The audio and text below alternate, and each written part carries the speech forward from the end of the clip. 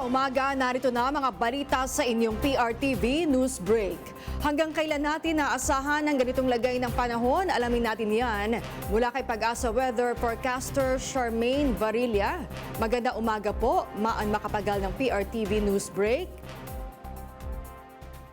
Hello, Ma'am Charmaine. Mga tigapakinig, sadly po, nakikita natin na patuloy pa rin itong habagat all throughout the week at sa kasalukuyan nakaka-apekto po dito sa may bahagi ng Luzon at kanlurang bahagi ng Visayas. Pagdudulot nga yan ng patuloy na malalakas na mga pagulan sa Benguet, Zambales at Bataan. Samantalang pagbugsong mga pagulan naman ang dadalhin nito sa Metro Manila, Ilocos Region, nalalawing bahagi ng Cordillera, Nueva Vizcaya, Tarlac, Nueva Ecija, Pampanga, Bulacan, Rizal, Cavite, Batangas, Oriental Mindoro at Occidental Mindoro. Magiging mataas din yung tsansa ng mga pagulan sa Western Visayas, nalalabing bahagi ng Cagayan Valley, Calabarzon, Mimaropa, Camarines Norte at Camarines Sur. At sa magiging kalagayan ng ating karagatan, may nakataas tayo na gale warning dito nga sa may extreme northern Luzon, sa may baybayin ng Zambales at Bataan, maging dito sa may kandurang bahagi ng Ilocos Norte at Pangasinan. Kaya naabisuhan natin lahat ng sasakyang pandagat na kung maaari, ipagpaliban muna ang paglalayag sa mga parte ng karagatan na to. At sa nalalawing bahagi nga ng karagatan ng Pilipinas, maging katamtaman hanggang sa matataas sa mga pag-aalon kahit wala nakataas sa gale warning. Kaya iba yung pag-iingat sa papalaot ngayong araw. Yan ang latest mula dito sa Pag-asa Weather Forecasting Center. Charmaine Varilla nag-ulat. Oo, Ma'am Charmaine. Yes po, ma'am. Oo, aling mga lalawigan o lungsod ang may pinakamataas na posibilidad ng intense hanggang torrential rains sa susunod na 24 to 72 hours? Yes po, so nakikita po natin dito sa may bahagi ng Benguet, pinakamatataas yung inaasahang mga pag-ulan na maaaring umabot ng more than 200 millimeters. Samantalang 100 to 200 millimeters naman ang mga pag-ulan ng aasahan sa Zambales, Bataan at Occidental Mindoro. At 50 to 100 millimeters naman dito sa may buong Ilocos Region, malaking bahagi ng Cordillera, Central Luzon, Calabarzon, kasama ang Oriental Mindoro. At magpapatuloy po ito for the next 2 to 3 days at posible pong umabot ng up to orange dito or 100 to 200 millimeters, especially sa may western section ng Luzon. Ma'am Charmaine, yung status ng Tropical Storm Peilu, dating LPA ito, at yung Typhoon Dolphin na nasa labas ng PAR, may epekto ito sa pagpapalakas ng habagat ngayon? Sa kasalukuyan po yung paglakas ng habagat natin more on attributed pa rin dito kay Bagyong Dolphin na nasa kalupaan na ng China. Pero for by weekend, kung saan nakikitaan natin ang muling paglakas ng ating habagat dito sa malaking bahagi ng Luzon, ay more on si Pilo na po yung magdudulot or maghahatak nito.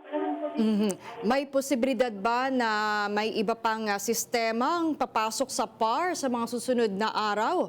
O yung sinasabing LPA o iba pang weather system na namomonitor ngayon, Ma'am Charmaine?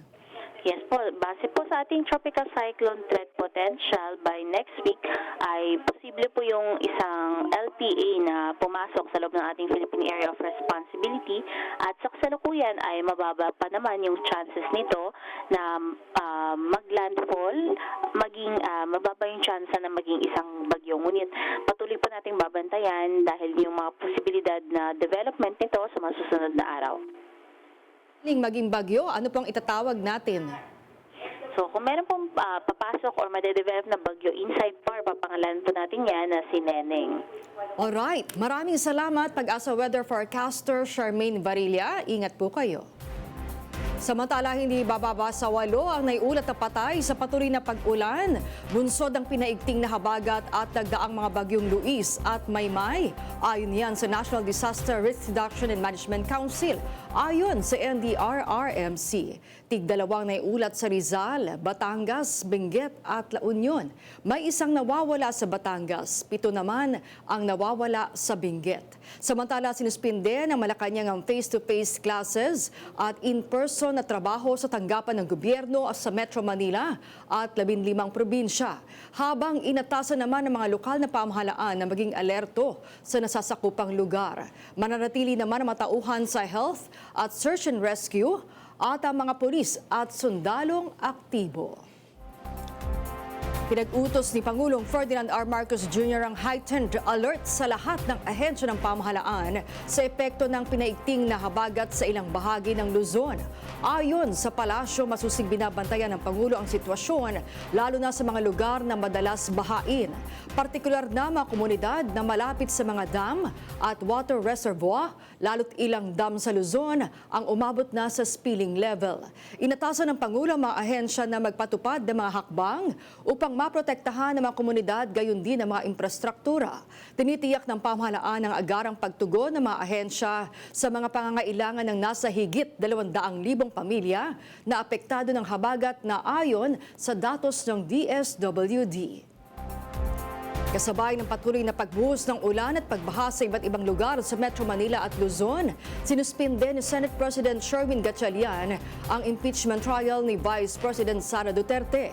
Kasabay nito ay inatasan ni Gatchalian na matauhan na magpatupad ng work from home setup. Idinakda naman ang pagpapatuloy ng trial bukas, August 11, 2026. Isa ang Cavite sa mga matinding binaha dahil sa pinaigting na habagat. Kumuha tayo ng update mo doon mula kay Justine Ignacio. Justine. Isa nga ang lalawigan ng Cavite na sinuspindi ang face-to-face classes at nagpatupad ng work from home arrangement sa mga government offices na rin sunod sa Malacanang ngayong araw ng Lunes, August 10. Yan ay matapos ang tuloy-tuloy na pagulan bunsod ng habagat na siyang nagdulot ng mga pagbaha sa mga mabababang lugar. Dito sa isang komunidad sa Daan Bakal Street sa Barangay Batong Dalig, Kawit, Cavite, muling tumaas ang tubig baha matapos ang pagbuhos ng ulan nitong madaling araw pa.